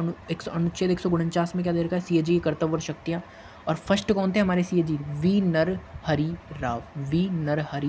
राव। अनुच्छेद 150 में क्या दे रखा है, तो अनुच्छेद 150 में दे रखा है कि जो संघ और राज्यों का खातों का प्रारूप दे रखा है। ठीक है, अनुच्छेद 151 में लेखा परीक्षा रिपोर्ट प्रस्तुत किसको होगी, राष्ट्रपति को। ठीक है, कौन करेगा, राष्ट्रपति करेगा। किसको करेगा, लेखा परीक्षा की जो रिपोर्ट है वो प्रस्तुत किसको करेंगे, राष्ट्रपति को। नियुक्ति कौन करता है इनकी, किनकी, CAG की नियुक्ति राष्ट्रपति करते हैं। अवधि कितनी, 6 वर्ष और 5। तो देखो उसमें दे रखा था ना 5 वर्ष, तो वो गलत है। 6 वर्ष का कार्यकाल होता है, अधिकतम एज होती है 65। ठीक है, निष्कासन कौन कर सकता है, उच्चतम न्यायालयों के जज की तरह। कैसे किया जा सकता है, महाभियोग तभी लगेगा, निष्कासन ऐसे करेगा जैसे उच्चतम न्यायालय के जज को किया जाता है ना, सर्व हाईकोर्ट के वैसे, विशेष बहुमत से। किससे, विशेष बहुमत से। ठीक है, विशेष बहुमत से। फिर नेक्स्ट आ जाते हैं लोकसभा प्रस्ताव। अगर जैसे लोकसभा प्रस्ताव हो जाए तो पीठासीन अधिकारी द्वारा लोकसभा प्रस्ताव पीठासीन अधिकारी को जाएगा। पीठासीन अधिकारी क्या करेगा, 3 जजों की जांच समिति पारित करेगा। ठीक है, हटाने की प्रक्रिया बता रहे हैं इसको। फिर वो क्या होगी, विशेष बहुमत से दोनों सदनों में क्या होगा, पारित होगा। कहाँ देखो, प्रस्ताव में लोकसभा का प्रस्ताव होगा तो 100 सदस्यों के हस्ताक्षर होने चाहिए, राज्यसभा में होगा तो 50 होंगे। ठीक है, वी रामास्वामी कौन है, पहले जज जिनके खिलाफ ये प्रक्रिया शुरू हुई थी, वी रामास्वामी के खिलाफ, कौन सी, महाभियोग की। ठीक है, समझ गए। और कारण क्या था, कारण साबित कदाचार और अयोग्यता। ठीक है, फिर आ जाते हैं नेक्स्ट क्वेश्चन। तो नेक्स्ट क्वेश्चन क्या है हमारा, नेक्स्ट क्वेश्चन है कि मंत्रिपरिषद या काउंसिल ऑफ मिनिस्टर्स की संवैधानिक जिम्मेदारी के संबंध में सही कथन कौन सा है। तो देखो, केंद्रीय मंत्रिपरिषद सामूहिक रूप से लोकसभा के प्रति उत्तरदायी होती है। हाँ होती है, बिल्कुल होती है, क्योंकि अगर थोड़ा बहुत भी ऊपर नीचे हुआ तो पूरे मंत्रिपरिषद का क्या हो जाता है, विखंडन हो जाता है। ठीक है, फिर आ जाते हैं नेक्स्ट, द्विसदनीय विधायिका वाले राज्यों में, जिसमें विधानसभा भी है और विधान परिषद भी है, ठीक है, तो ये दोनों है, तो उनमें राज्य मंत्री परिषद सामूहिक रूप से विधान परिषद के प्रति उत्तरदायी होती है? नहीं, गलत, समझ गए। तो क्या देखेंगे कि भाई अनुच्छेद 75 में देखेंगे। आपको ये समझ में आया कि द्विसदनीय विधायिका वाले राज्यों में राज्य मंत्री परिषद सामूहिक रूप से विधान परिषद के प्रति उत्तरदायी होती है, बिकॉज उनका जो राज्य मंत्री परिषद होती है ना, उनका उतना ही जो एक तरीके से बोले रेस्पॉन्सिबिलिटीज़ जितनी विधानसभा के लिए उतनी ही विधान परिषद के लिए भी होती है, ठीक है। तो उत्तरदायी होती है, क्या होती है? उत्तरदायी नहीं होती है, रेस्पॉन्सिबिलिटी है कि हाँ भाई आप, बट विधान परिषद का मेन, विधान परिषद कहाँ से चल रही है? राज्यसभा के टाइम, तो उसका मेन कहाँ किससे हो गया? राज्यपाल से। तो राज्यपाल उसके लिए क्या है, क्या है? उत्तरदायी है, ठीक है। अनुच्छेद 75 देखेंगे कि मंत्रियों के संबंध में प्रावधान। देखो मंत्रियों के संबंध में क्या क्या प्रावधान है अनुच्छेद 75 के अंदर है। तो देखो प्रधानमंत्री प्लस मंत्रियों की नियुक्ति होती है, पहले में लिख रखा है, ठीक है। मंत्री परिषद के संबंध में प्रावधान है प्रधानमंत्री की और मंत्रियों की नियुक्ति। मंत्री में कौन है? राष्ट्रपति के प्रसाद पर्यंत, यानी राष्ट्रपति, देखो प्रधानमंत्री की तो कौन करते हैं? राष्ट्रपति करते हैं, और बाकी मंत्रियों की राष्ट्रपति की सलाह, प्रधानमंत्री की सलाह पर ही राष्ट्रपति करते हैं। प्रधानमंत्री सामूहिक रूप से लोकसभा के लिए उत्तरदायी हैं, ये देखो आ गया हमारा। शपथ, ठीक है। सदस्य मंत्री किसी भी सदन का अधिकतम 6 महीने तक, बाद में किसी भी सदन की सदस्यता ग्रहण। देखो अगर क्या है, कोई मंत्री क्या है जो जीता नहीं है, तो हाँ उसको क्या है ऐसे ही बना दिया कि हाँ ये हमारा सदस्य हो गया, मतलब उसको कैसे मंत्री बना दिया। अब वो क्या है कि वो किसी भी सदन का सदस्य नहीं, तो उसे अधिकतम 6 महीने के अंदर अंदर क्या है किसी भी सदन की सदस्यता ग्रहण करनी पड़ेगी, नहीं तो वो क्या होगा, मंत्री पद से उसे इस्तीफा देना होगा, ठीक है। वेतन और भत्ते संसद द्वारा निर्धारित किए जाते हैं मंत्री परिषद के, ठीक है, समझे। फिर आ जाते हैं नेक्स्ट अनुच्छेद 164।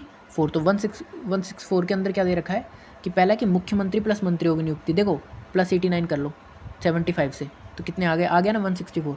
तो यही है कि +89 करोगे तो सारे राज्य के आ जाएंगे, ठीक है। फिर मुख्यमंत्री और मंत्रियों की नियुक्ति, तो इसमें पहले में दे रखा है। दूसरे मंत्रिपरिषद सामूहिक रूप से क्या होती है? विधानसभा के प्रति उत्तरदायी होती है, विधान परिषद की नहीं होती है, ध्यान रखना, है ना।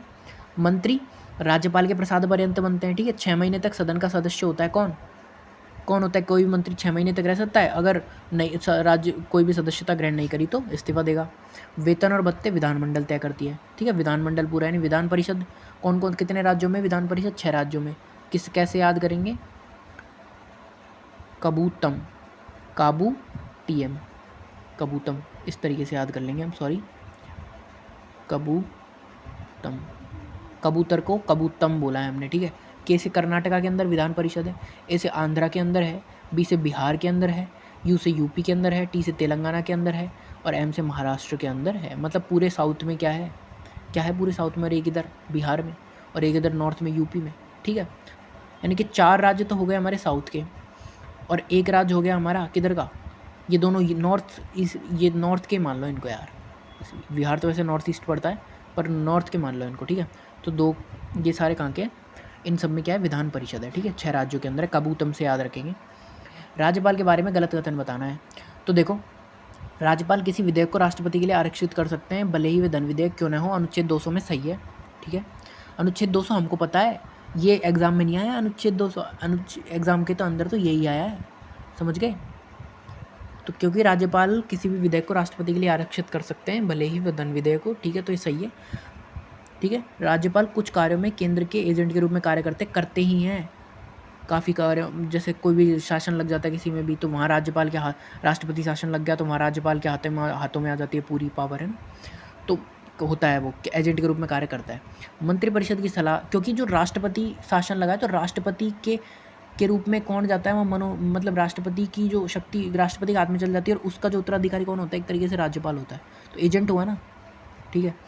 मंत्रिपरिषद की सलाह के विरुद्ध विधेयक को सुरक्षित रख सकते हैं, हाँ रखा जा सकता है। राज्य विधानमंडल के सत्र के दौरान राज्यपाल अध्यादेश जारी नहीं कर सकता, बिकॉज विधानमंडल के दौरान क्यों नहीं कर सकता? क्योंकि अध्यादेश जब भी जारी करेगा वो ये किसके पास होता है? ये अधिकार किसके पास होगा? ये आप कमेंट में बताओगे, ठीक है। ये अधिकार किसी और के पास होता है, ठीक है। तो आप कमेंट में बताना। देखो एक चीज़, अध्यादेश जारी करने की शक्ति होती है ना, वो देखो ऐसे याद करो, अनुच्छेद 123 और 213 ऐसे याद करो, 2 आगे ले लिया 1 पीछे ले लिया, ठीक है। तो 123 के तहत तो राष्ट्रपति की विधायी शक्ति है, ठीक है। और 213 के तहत राज्यपाल की विधायी शक्ति है, अध्यादेश जारी करने की शक्ति, ठीक है। अनुच्छेद 123 में किसकी है? राष्ट्रपति की, ठीक है। ऐसे याद रख लोगे। फिर नेक्स्ट आ जाते हैं हम लोग संविधान के अंतर्गत संसद के दोनों सदनों और द्विसदनीय राज्य विधानमंडलों में धन विधेयकों को किस प्रकार निपटाया जाता है। क्या बोल रहा है ये कि जो हमारा संविधान है उसके अंतर्गत संसद के जो दोनों सदन हैं और द्विसदनीय राज्य विधानमंडलों में धन विधेयकों को किस प्रकार निपटाया जाता है। कैसे निपटाया जाता है कि राज्यसभा और विधान परिषदें केवल 14 दिनों के भीतर ही सिफारिश करती हैं। अगर उससे ज़्यादा हुआ तो वो निरस्त कर दिया जाएगा, ठीक है। तो विधानसभा और विधान परिषद क्या होती है? द्विसदनीय विधानमंडल बनता है मिलके, है ना, विधानमंडल बनता है। 6 राज्यों के अंदर है, हमको पता है क्या कबूतम, ठीक है। अब देखो एक चीज़ है कि सभी राज्य के अंदर विधानसभा होती है, प्लस 3 केंद्र शासित प्रदेशों के अंदर भी क्या है? विधानसभा है। कौन कौन से? दिल्ली, पुडुचेरी और जम्मू एंड कश्मीर। ये तीनों क्या है? यूनियन टेरिटरी है। इनके अंदर भी क्या है? विधान परिषद है, वो सॉरी विधानसभा है ना। अब राज्यसभा होती है और विधान परिषद होती है। इनमें क्या है? धन विधेयक प्रस्तुत करने के लिए क्या होता है? संशोधन नहीं होता, सुझाव देना पड़ता है कि ये धन विधेयक लेके आ रहा हूँ मैं। कोई भी देगा तो वो क्या होगा? सुझाव होगा। क्या होगा? सुझाव होगा, ठीक है। फिर नेक्स्ट आ जाते हैं हम लोग। नेक्स्ट क्या है कि अनुच्छेद 169 में क्या लिख रखा है? विधान परिषदों का उन्मूलन और निर्माण। तो संसद क्या करती है? साधारण बहुमत से करती है। विधान परिषदों का उन्मूलन और निर्माण कर रही है। कैसे कर रही है? संसद कर रही है, साधारण बहुमत से कर रही है, ठीक है, समझे। तो विधान परिषदों के उन्मूलन और निर्माण संसद करेगी साधारण बहुमत से। अनुच्छेद 171 के अंदर क्या है? विधान परिषदों की संरचना है।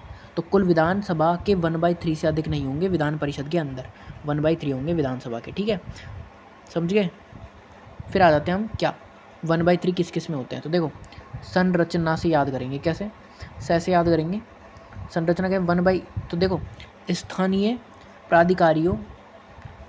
प्राधिकारियों नगर पालिका जिला बोर्ड के सदस्यों द्वारा 1/3 होगा, ठीक है। संरचना होती है। विधानसभा सदस्यों द्वारा 1/3 होगा। किसमें? विधान परिषद में सदस्य होते हैं ना, वो कौन कौन से होते हैं? तो देखो स्थानीय जो प्राधिकारी है जैसे नगर पालिका के हैं, जिला बोर्ड के हैं, वो कितने रहेंगे? 1/3। 1/3 कौन से रहेंगे? विधानसभा के सदस्य। 1/12 3 वर्ष या उससे अधिक स्नातकों द्वारा रहेगा, ठीक है। 1/12 कम से कम 3 वर्ष के अनुभवी शिक्षकों द्वारा रहेगा। और 1/6 किसके द्वारा? राज्यपाल द्वारा। साहित्य, विज्ञान, कला और समाज सेवा आदि के रहेंगे। किसमें रहेंगे? विधान परिषद, ठीक है। राष्ट्रपति राज्यसभा में क्या करता है? 12 सदस्यों को नामित करते हैं। राष्ट्रपति खुद के हिसाब से क्या करते हैं? नॉमिनेट करते हैं। 12 सदस्यों को नॉमिनेट कर सकते हैं, ठीक है। नेक्स्ट क्वेश्चन आता है हमारा, कौन भारतीय संविधान के अनुच्छेद 25 में अंतर्गत नहीं आता है? अनुच्छेद 25 के, तो देखो अंतःकरण की स्वतंत्रता आती है, आती है।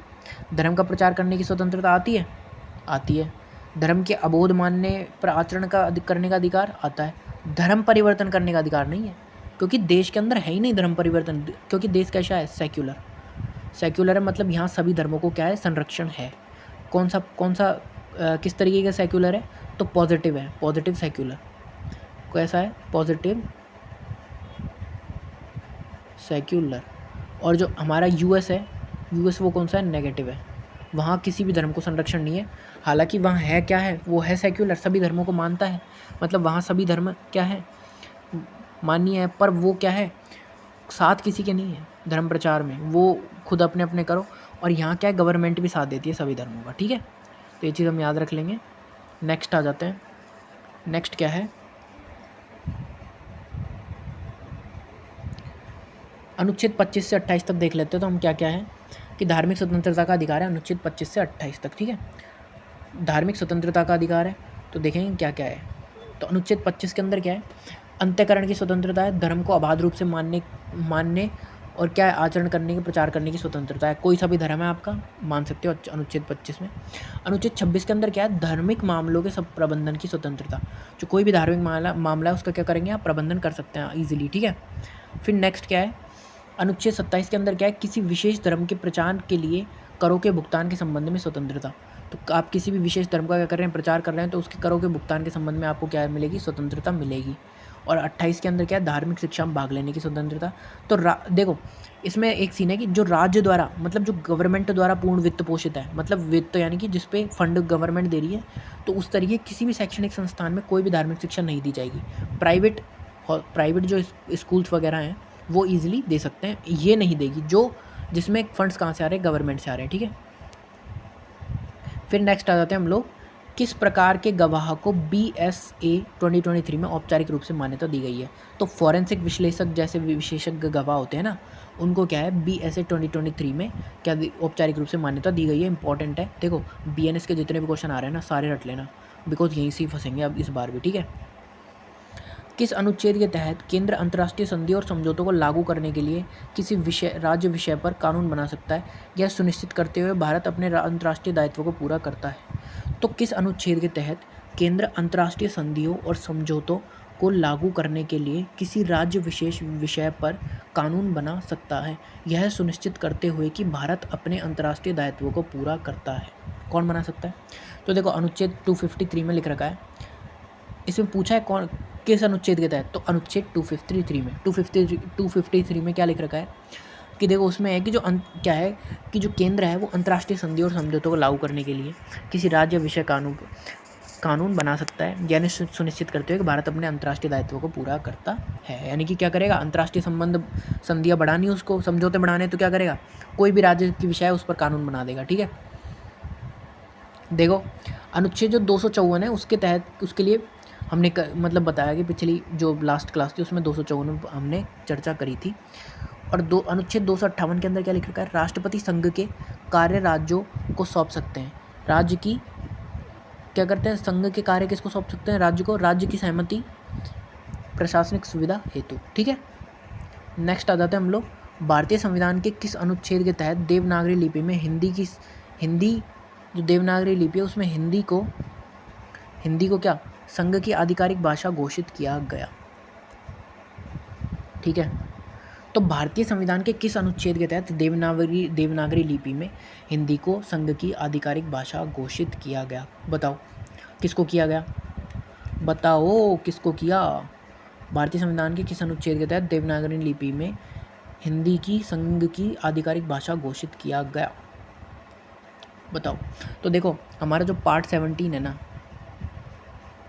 उसके अंदर लिख रखा है सब भाषा टोटल, तो 43 में राज्य संघ की जो है जो हमारी राज्य भाषा है वो हिंदी, संघ की आधिकारिक भाषा वो हिंदी बताई गई है, ठीक है, समझे।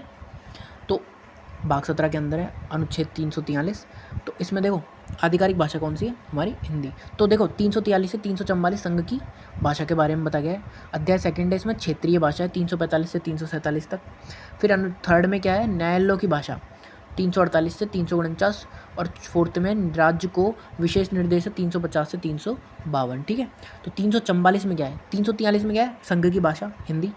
344 में राज्य भाषा आयोग और समिति की स्थापना का प्रावधान है।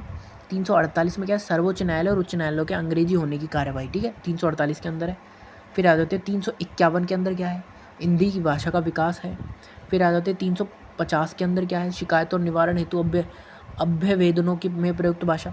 346 में क्या है, एक राज्य और दूसरे राज्य के बीच किसी राज्य और संघ के बीच क्या है, पत्रादि की राजभाषा, ठीक है। तो ये सारी क्या है, राजभाषा से रिलेटेड। तो कौन से पार्ट में, पार्ट नंबर 17, ठीक है। फिर आ जाते हैं जो हमारा क्या है भारतीय संविधान है उसके अनुच्छेद 300A के तहत संपत्ति के अधिकार के कानूनी चरित्र का सबसे सटीक वर्णन करता है। तो जो अनुच्छेद हमारा 300A है वो संपत्ति के अधिकार के कानूनी चरित्र का सबसे सटीक वर्णन क्या करता है कि यह संवैधानिक कानूनी अधिकार है जो केवल कानून के प्राधिकार द्वारा ही वंचित करने की अनुमति देता है। अगर आपके पास संपत्ति है तो कानून क्या है, उसको कभी भी ले सकता है। तो ये क्या है, कानूनी प्राधिकार के द्वारा ही वंचित कर सकते हैं, ऐसे नहीं कर सकते कि किसी से भी आप अपनी उसकी संपत्ति हड़प लो। अनुच्छेद 300A है कि कानूनी अधिकार है, ठीक है, मौलिक अधिकार नहीं है। पहले था मौलिक अधिकार, फिर कॉन्स्टिट्यूशन अमेंडमेंट कौन सा हुआ बताएंगे सब, 44th 1978 में। तो उससे क्या हुआ, इसको भाग जो 12 था हमारा उसमें जोड़ दिया गया है ना, और 300A के अंडर। तो क्या है कि कानूनी अधिकार के बिना किसी व्यक्ति को उसकी संपत्ति से वंचित नहीं किया जाएगा, कानूनी अधिकार के बिना। देखो ये लिख रखा, पहले अनुच्छेद 19(1)(f) में था ये, और अनुच्छेद 31 के तहत भी मौलिक अधिकार था। अनुच्छेद 31 और 19(1)(f) के तहत है ना, वर्तमान में संवैधानिक कानूनी अधिकार है, ठीक है। अब आ जाते हैं नेक्स्ट क्वेश्चन, संविधान के प्रयोजनों के लिए कौन सा अनुच्छेद राज्य और संघ राज्य क्षेत्रों को परिभाषित करता है। तो देखो संविधान के प्रयोजनों के लिए कौन सा जो अनुच्छेद है राज्य और संघ राज्य क्षेत्रों को परिभाषित करता है? अनुच्छेद 1, ठीक है। उसमें क्या लिख रखा है? राज्यों का, भारत क्या है? राज्यों का संघ। कोई समझौता नहीं है इसमें, राज्यों और केंद्र के बीच कोई समझौता नहीं है, ठीक है। यानी कि अलग नहीं हो सकते। इंडिया अर्थात भारत क्या है? राज्यों का एक संघ होगा। भारत नाशवान राज्यों का एक अविनाशी अंग है, यानी कि इसमें नाशवान राज्य मतलब राज्यों को तो तोड़ा जा सकता है लेकिन संघ को तोड़ा नहीं जा सकता। अमेरिका क्या है? अविनाशी राज्यों का अविनाशी, उसमें राज्य भी ना टूटेंगे, ना राज्य टूटेंगे, ना संघ टूटेगा, ठीक है। अनुच्छेद 3 में देखते हैं, नए राज्यों का गठन और मौजूदा राज्यों के क्षेत्र, सीमाओं या नामों में परिवर्तन साधारण बहुमत से कर लेंगे हमें ना। मतलब क्या करना है कि नए राज्यों का गठन करना है, मौजूदा राज्यों के क्षेत्र सीमाओं में परिवर्तन करना है, तो इसके लिए साधारण बहुमत है। किसी राज्य का क्षेत्र बढ़ाना है, क्षेत्र कम करना है, सीमाओं में परिवर्तन राज्य करके नाम, राज्य का नाम बदलना है, तो वो क्या करेंगे? ये सब क्या करेंगे? ये भी अनुच्छेद 3 के अंदर है। 2000 में एमपी से छत्तीसगढ़ अलग हुआ, यूपी से उत्तराखंड अलग हुआ और बिहार से झारखंड अलग हुआ 2000 में, ठीक है। 3 राज्य अलग हुए थे। अनुच्छेद 2 में क्या है? नए राज्यों का प्रवेश स्थापना। 4 के क्या है? पहली और चौथी अनुसूची में संशोधन के लिए अनुच्छेद 2 व 3 के तहत बनाए गए कानून है सारे, और अनुच्छेद 368 के तहत संवैधानिक संशोधन है, ठीक है। भाग 8 में क्या है? केंद्र शासित प्रदेश। अनुच्छेद 239 से 242 7वें संशोधन द्वारा निरस्त, ठीक है। भाग 8 के अंदर क्या है? केंद्र शासित प्रदेश है। अनुच्छेद 239 से 242 7वें संशोधन द्वारा निरस्त, ठीक है। अनुच्छेद 239 में क्या है? राष्ट्रपति द्वारा केंद्र शासित प्रदेशों का प्रशासन। क्या है? अनुच्छेद 239 के अंदर राष्ट्रपति द्वारा केंद्र शासित प्रदेशों का प्रशासन है। अनुच्छेद 240 के अंदर क्या है? राष्ट्रपति शांति, प्रगति एवं सुशासन के लिए विनिमय बना सकते हैं। क्या है?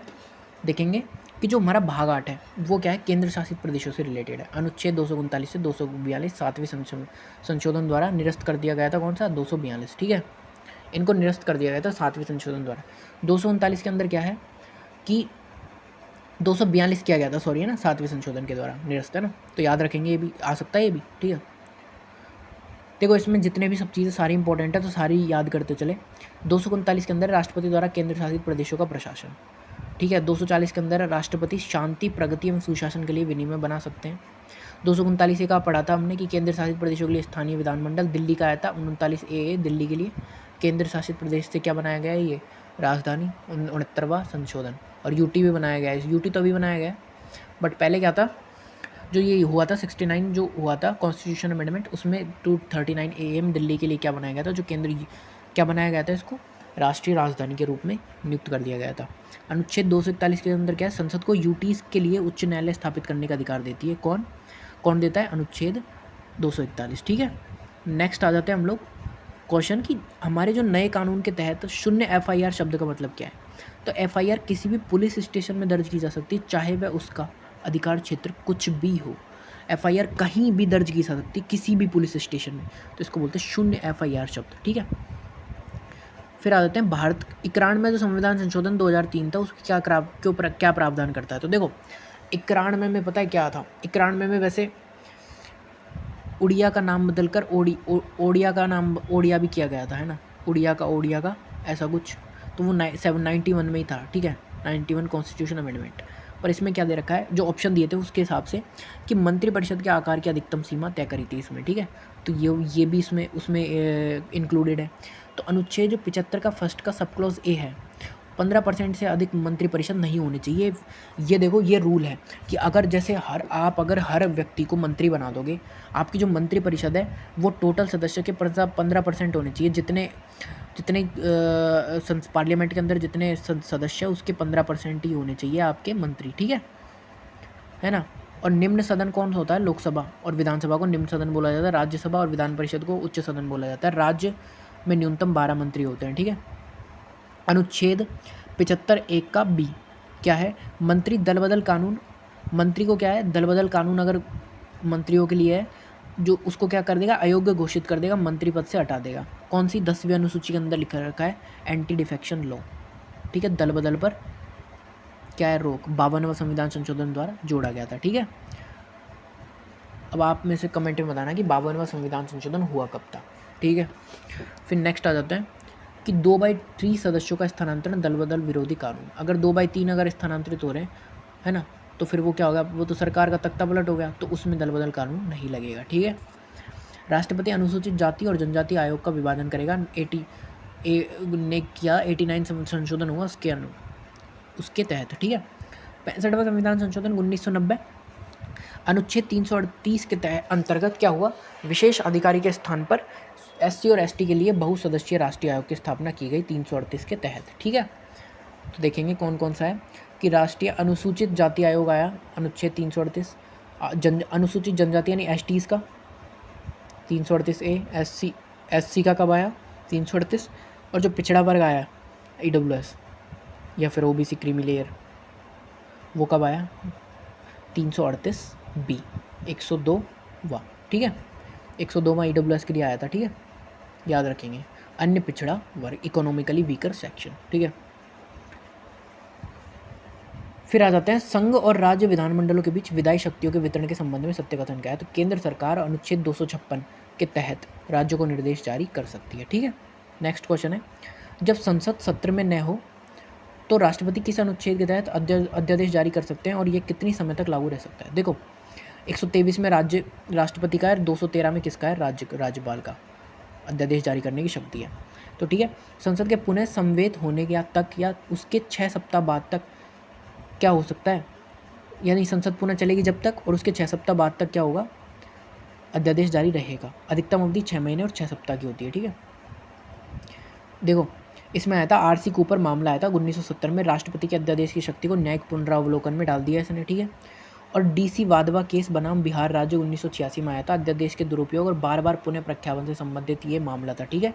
याद रखेंगे दोनों मामले, ये एक क्वेश्चन इनका आएगा, मामलों का एक क्वेश्चन आता ही आता है, ठीक है। फिर आ जाते हैं नेक्स्ट क्वेश्चन, राज्यसभा के संबंध में सही कथन बताना है। तो राज्यसभा संसद का एक सतत स्थायी सदन है जो किसी भी परिस्थिति में भंग नहीं हो सकता, सही है। लोकसभा भंग हो सकता है। राज्यसभा में सदस्य 6 वर्ष तक लिए कार्यरत रहते हैं, सही है। और जिसमें 1/3 सदस्य है वो हर 2 वर्षों में सेवानिवृत्त होते हैं, सही है, बिल्कुल सही है दोनों, ठीक है। तो अनुच्छेद 79 में क्या है, संसद का गठन। फिर आ जाते हैं राज्यसभा, तो वरिष्ठ सदन होता है, स्थायी सदन अनुच्छेद 80 में दे रखा है। अधिकतम सदस्य 250 होते हैं, जिसमें देखो 12 कौन मनोनीत करता है, राष्ट्रपति। तो 12 राष्ट्रपति मनोनीत करता है। साहित्य, विज्ञान, कला, सामाजिक सेवाओं के क्षेत्र में 238 निर्वाचित होते हैं, ठीक है। फिर आते हैं हम उच्च सदन होता है और निम्न सदन क्या होते हैं हमारी, निम्न उच्च सदन और निम्न सदन। देखो तो राष्ट्रपति, राज्यसभा और लोकसभा, तो राज्यसभा उच्च सदन और लोकसभा निम्न सदन, इसको बोलते हैं जनता का सदन। अनुच्छेद 81 के अंतर्गत है। इसमें कितने हैं टोटल, कितने सदस्य होते हैं, 550, 530 राज्यों से और 20 यूनियन टेरिटरीज से, ठीक है। और जो निम्न सदन की पहली बैठक कब हुई थी, 13 मई 1952 को, ठीक है, याद रखेंगे ये चीज़ भी हम। अब देखो चुनावों के लिए देख लेते हैं थोड़ा। जो लोकसभा के चुनाव होते हैं प्रत्यक्ष निर्वाचन साधारण बहुमत प्रणाली से, और राज्यसभा के होते हैं आनुपातिक प्रतिनिधित्व एकल संक्रमणीय मत प्रणाली से होते हैं, किसके, राज्यसभा के, ठीक है। फिर आ जाते हैं राज्य विधानसभाओं में एंग्लो इंडियन प्रतिनिधित्व के संबंध में सत्य कथन। हाँ 104वां संविधान संशोधन हुआ था, उसमें क्या हुआ, इसको हटा दिया गया इनके पद को, ठीक है, संशोधन द्वारा समाप्त कर दिया गया। तो पहले क्या था, पहले लोकसभा में 2 हुआ करते थे, इनके 2 पद हुआ करते थे, 2 सीट्स राष्ट्रपति द्वारा आंग्ल भारतीय मनोनीत होते थे, 331 होते थे टोटल पहले, है ना। और विधानसभा में मतलब अनुच्छेद 331 के तहत, ठीक है। और विधानसभा में 1 होता है, राज्यपाल द्वारा निर्वाचित किया जाता था, मनोनीत किया जाता था। तो अनुच्छेद 333 के अंतर्गत 104वां संविधान संशोधन हुआ, उसके हिसाब से इनको इसका जो पद है समाप्त कर दिया गया, इसकी सीट को हटा दिया गया। SC ST का आरक्षण 10 वर्षों के लिए बढ़ाया गया था, लोकसभा में अनुच्छेद 330 के तहत और विधानसभा में अनुच्छेद 332 के तहत, ठीक है। फिर आ जाते हैं आर्टिकल 26 में क्या दे रखा है, किसी संवैधानिक संशोधन के माध्यम से अनुच्छेद 21 से पेश किया गया था। 6 से 14 वर्ष के आयु को बच्चों के लिए मुफ्त अनिवार्य शिक्षा मौलिक अधिकार के रूप में अनिवार्य किया गया था। कौन सा 86th कॉन्स्टिट्यूशन अमेंडमेंट, ठीक है, 2003, उससे ये किया गया, क्या किया गया था, जोड़ा गया था, ठीक है, समझिए। फिर आ जाते हैं नेक्स्ट। तो नेक्स्ट देखो संविधान संशोधन देख लेते हैं। तो 42वां संवैधानिक संशोधन तक 1976 में आया। इसमें क्या है, लघु संविधान के रूप में माना जाता है क्योंकि इसमें बहुत सारे चेंजेस हुए। मौलिक अधिकारों को जोड़ा गया, है ना। प्रस्तावना में बदलाव किया गया, समाजवाद और धर्मनिरपेक्ष 3 वर्ड जोड़े गए थे, ISS, इंटीग्रिटी, सॉवरेंटी, सोशलिस्ट, ठीक है। यानी कि समाजवादी, धर्मनिरपेक्ष, समाजवादी नहीं, धर्मनिरपेक्ष और इंटीग्रिटी, स्वतंत्रता, हाँ, तो समाजवादी और धर्मनिरपेक्ष, ठीक है, सेक्युलर। फिर केंद्र को मजबूत किया गया इसमें, ठीक है। और इसके क्या है, कई अनुच्छेद है, जैसे 368 शामिल है इसमें, 51A भी जोड़ा गया था इसके तहत, ठीक है। फिर है 93वां संवैधानिक संशोधन अधिनियम 2005। ये क्या है, शैक्षणिक संस्थान में आरक्षण सक्षम किया गया अल्पसंख्यकों को स्थान को छोड़कर, ठीक है। 15(5) जोड़ा गया इसके तहत, ठीक है। थोड़ा क्या यार ऐसे ही है, पीडीएफ के अंदर ऐसे ही है, तो थोड़ा समझने का प्रयत्न करें। आपके पास नोट्स भी होंगे, ये रिवीजन के लिए, तो उसमें थोड़ा इसको देख लेना, है ना। फिर आ जाते हैं 93rd 93rd में 2002 में जो हुआ था, उसमें क्या है कि जो शैक्षणिक संस्थान में आरक्षण क्या है सक्षम किया गया अल्पसंख्यकों को छोड़कर, ठीक है, ठीक है। और इसके तहत 21A और 45 और 51A में संशोधन किया गया। 44वां 1978 संपत्ति के अधिकार को मौलिक अधिकार से हटाया गया। आपातकाल के बाद विशेषताओं को बहाल किया गया, कौन सी, लोकतांत्रिक विशेषताओं को। अनुच्छेद 300 जोड़ा गया, 352 में संशोधन हुआ इसके तहत, ठीक है। क्या हुआ था 352 में संशोधन, आप बताओगे। तो उसमें एक वर्ड था आंतरिक अशांति, आंतरिक अशांति। उसके तहत उसको क्या बनाया गया, सशस्त्र विद्रोह, जिससे इसका दुरुपयोग ना हो सके, ठीक है, क्या ना हो सके इसका दुरुपयोग। फिर आ जाते हैं नेक्स्ट क्वेश्चन क्या है हमारे पास, सॉरी, तो हमारे पास नेक्स्ट क्वेश्चन है कि जो क्या है, राज्य जो विधानमंडल द्वारा विधेयक पारित होते हैं, राज्य विधानमंडल जो विधेयक पारित करता है, राज्यपाल उसे विचारार्थ को भेज सकते हैं। किसको भेज सकते हैं बताओ विचारार्थ के लिए, तो वो भेज सकते हैं किसको, राष्ट्रपति जी को, अनुच्छेद 200 के तहत, ठीक है, अनुच्छेद 200 के तहत। तो किसके तहत भेज सकता है, राष्ट्रपति को भेज सकते हैं अनुच्छेद 200 के तहत, ठीक है। नेक्स्ट क्या है, अनुच्छेद 201 में क्या लिख रखा है, तो राष्ट्रपति किसी गैर धन विधेयक को पुनर्विचार के लिए वापस भेजते हैं तो राज्य विधानमंडल को 6 महीने के भीतर कार्रवाई करनी होगी। इस मामले में राष्ट्रपति वीटो का प्रयोग कर सकते हैं, ठीक है। नेक्स्ट आते हैं, भारतीय संविधान का जनक कहा जाता है, किसको कहा जाता है, BR अम्बेडकर जी को कहा जाता है, सबको पता है। इनको देखो आधुनिक मनु के नाम से जाना जाता है। प्रारूप समिति के अध्यक्ष थे, कितने अध्यक्ष थे, प्रारूप समिति में कितने सदस्य थे, तो टोटल 7 थे। 29 अगस्त 1947 को क्या किया गया था, इसकी स्थापना की गई थी। मुख्य प्रारूपकर्ता थे SN मुखर्जी। 1924 में बहिष्कृत हितकारिणी सभा की किसने की थी उसकी स्थापना, BR अम्बेडकर ने। और एक जो ये तो बहिष्कृत हितकारिणी सभा जो चलाई गई थी, कौन सी, नासिक में चलाई गई थी, है ना। और एक जो आंदोलन चलाया गया था, मेहर आंदोलन के नाम से था कुछ, तो वो क्या था, नासिक के अंदर चलाया गया था, इसको याद रखिएगा, ठीक है। कौन कौन से सदस्य थे सातों में, तो अल्लादी कृष्ण स्वामी अय्यर, N गोपाल स्वामी अयंगर, मोहम्मद सादुल्ला, BL मित्र जिनका N माधवराव द्वारा प्रतिस्थापित कर दिया गया था, KM मुंशी और DP खेतान जिनको TT कृष्णमाचारी द्वारा स्थापित कर दिया गया था, प्रतिस्थापित, ठीक है। अम्बेडकर, अनुच्छेद 32 हृदय और आत्मा का है अम्बेडकर जी ने। जो अनुच्छेद हमारा 32 है उसके अंदर क्या लिख रखा है, निरोध है, उसको क्या कहा है, हृदय और आत्मा, ठीक है। नेहरू जी ने उद्देश्य प्रस्ताव 13 दिसंबर 1946 को दिया था। 22 जनवरी 1947 को क्या हुआ, ये अडोप्ट कर लिया गया। सरदार पटेल जी ने को क्या कहा जाता है, बिस्मार्क और लौह पुरुष, ठीक है, भारत का। सरदार पटेल जी ने ये कौन कौन सी समिति के अध्यक्ष थे सरदार पटेल, तो प्रांतीय संविधान समिति, मौलिक अधिकार, अल्पसंख्यक जनजातीय बहिष्कृत और क्षेत्रों पर सलाहकार समिति। राजेंद्र प्रसाद जी थे, वो कार्यवाहक नियम समिति और संचालन समिति के अध्यक्ष थे। 24 जनवरी 1950 को पहले राष्ट्रपति बने। संविधान सभा में सदस्य कितने थे, अस्थायी, तो ये कौन थे इनके अस्थायी अध्यक्ष, सच्चिदानंद सिन्हा, स्थायी राजेंद्र प्रसाद जी। उपाध्यक्ष कौन थे, VT कृष्णमाचारी और SC मुखर्जी। फिर आ जाते हैं कानून, संवैधानिक सलाहकार कौन थे, BN राव। और कानून बनाने के लिए अध्यक्ष GV मावलंकर को, जो लॉ मेकिंग बॉडी बोलते हैं ना, लॉ मेकिंग बॉडी के नाम से प्रथम लोकसभा के अध्यक्ष भी बने थे, ठीक है। नेक्स्ट क्वेश्चन आ जाते हैं, बताना है कि राइट कौन सा है। तो राष्ट्रपति और राज्यपाल दोनों के अनुच्छेद 72 के अंतर्गत समाधान दे सकते हैं, नहीं, सिर्फ राष्ट्रपति, ठीक है। राज्यपाल की समाधान शक्ति कितनी है, कैसे पता करोगे, तो 72 में +89 कर लो, तो कितने आ गए, 161, तो ये किसकी आ गई, राज्यपाल की आ गई, ठीक है।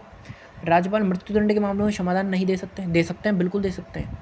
कोर्ट मार्शल का नहीं, कोर्ट मार्शल का भी कर सकते हैं, है ना, सारी चीज़, मतलब ये समाधान दे सकते हैं, राज्यपाल मृत्युदंड के मामलों में समाधान दे सकते हैं, केवल 2 सही है, ठीक है। फिर आ जाते हैं नेक्स्ट, और हाँ ये मैंने बता ही दिया था आपको, 89 वाला है ना, 161 के अंदर क्या है, राज्यपाल की समाधान शक्ति।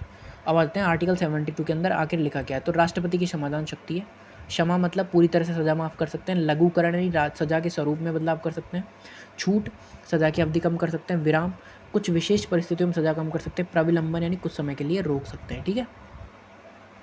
फिर नेक्स्ट है, तो नेक्स्ट क्या दे रखा है हमको कि सत्य बताना है इसी में भी, प्रत्येक धन विधेयक एक वित्तीय विधेयक होता है। हाँ, क्योंकि वो क्या होता है, एक क्या होता है, ये होता है फाइनेंशियल लॉ होता है, ठीक है। तो क्या है कि वित्त में होता है ना, वित्तीय विभाग द्वारा किया जाता है, तो ये क्या होता है, वित्तीय विधेयक होता है, ठीक है। तो अनुच्छेद 110 के अंतर्गत है। और प्रत्येक वित्तीय विधेयक धन विधेयक नहीं होता है, बिकॉज क्यों नहीं होता है, अनुच्छेद 117 में किया गया है, अनुच्छेद 110 में। तो इसको देखेंगे हम, इसकी डीप में देख लेते हैं थोड़ा। तो देखो 109 के अंदर क्या है, सबसे पहले तो धन विधेयक के लिए विशेष प्रक्रिया है, केवल लोकसभा, पहला राष्ट्रपति की सिफारिश से 2 बार, लोकसभा अध्यक्ष पुष्टि करेगा और राज्यसभा में जाएगा 14 दिन के भीतर, ठीक है। फिर है राष्ट्रपति, कोई निलंबकारी वीटो नहीं होती राष्ट्रपति के पास इनमें धन विधेयक के अंदर, ठीक है। कोई वीटो का यूज़ नहीं कर सकता वो। अब आ जाते हैं अनुच्छेद 110।